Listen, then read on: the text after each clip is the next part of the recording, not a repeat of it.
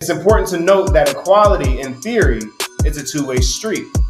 However, at every turn, we see the Black and Hispanic communities were the only ones compromising our communities for said equality.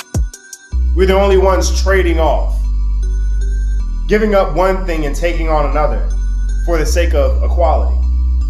White children were never required to enter into our communities to desegregate schools. They made our children travel long distances to go to their schools. The feminist movement made up of white Jewish women at the time entered into our communities to further their agendas by their communities, but their communities were off limits to further our own agenda. Right? The Jewish women came to us for suffrage.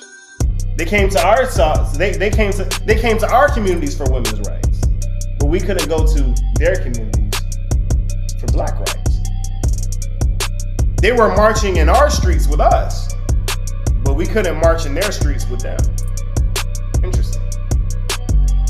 The LGBTQ community attached themselves to civil rights, locking arms with our people, allowing inordinate sexual behaviors that were once frowned upon to now be so commonplace that our people have become the face of the LGBTQ movement itself.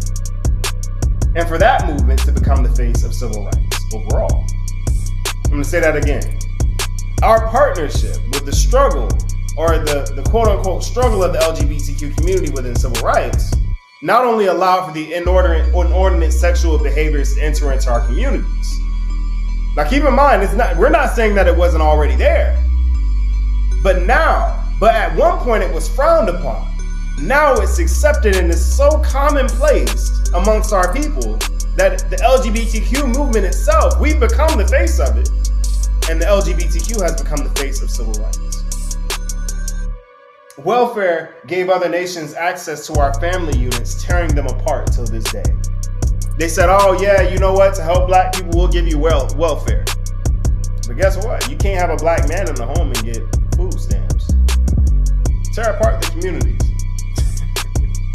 Knowing that if you have two incomes instead of just one, you're going to meet the threshold for getting financial support.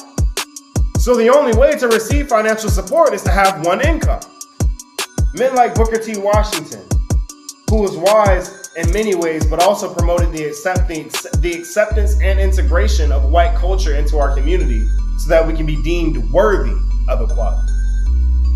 Men like Jesse Jackson, Martin Luther King, Elijah Muhammad, Al Sharpton, and countless others contributed knowingly or unknowingly to opening up our communities to the customs and practices of the people we were supposed to be nothing like. Our separation from the white community was our saving grace. Ezekiel chapter 20, verse 30. Ezekiel chapter 20, verse 30. Wherefore say unto the house of Israel, thus saith the Lord God, are ye polluted after the manner of your fathers? And commit ye whoredom after their abomination?